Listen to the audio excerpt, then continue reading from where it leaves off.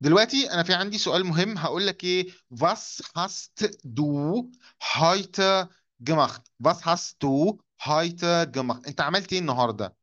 ممكن اشيل heute واحط gestern امبارح، ممكن اشيل gestern واحط letzten Montag الاثنين اللي فات، ممكن اشيل ده كله واحط letzte Woche، واحط لك في الاخر كلمه جمخت. جمخت دي اللي هو ايه، انت عملت ايه بقى الاسبوع اللي فات، عملت يوم الاثنين، عملت يوم الثلاث.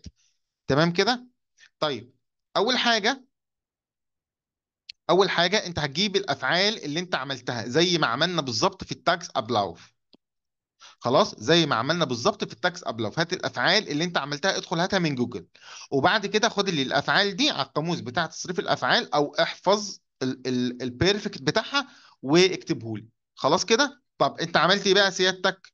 انت هنا مثلا هتقول لي ich habe von 9 bis 2 gearbeitet. انا كنت بشتغل من 9 ل 2. خلاص، ممكن نحط Uhr 9 Uhr bis 2 Uhr gearbeitet.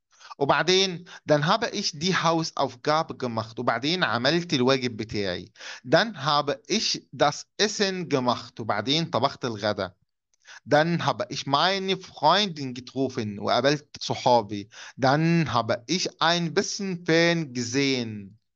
شفت، اتفرجت على التلفزيون. abends bin ich spazieren gegangen. خلاص، يبقى انا دلوقتي حكيت الحاجات اللي انا ايه، اللي انا عملتها النهارده. كل اللي انت هتعمله هنا هتروح تشوف الفعل بتاعك ده ساكن ولا متحرك. والله الفعل ده ساكن، خلاص يبقى ياخد happen. الفعل متحرك ياخد ايه؟ been. مش عايز تحفظها كده، هاتها من القاموس.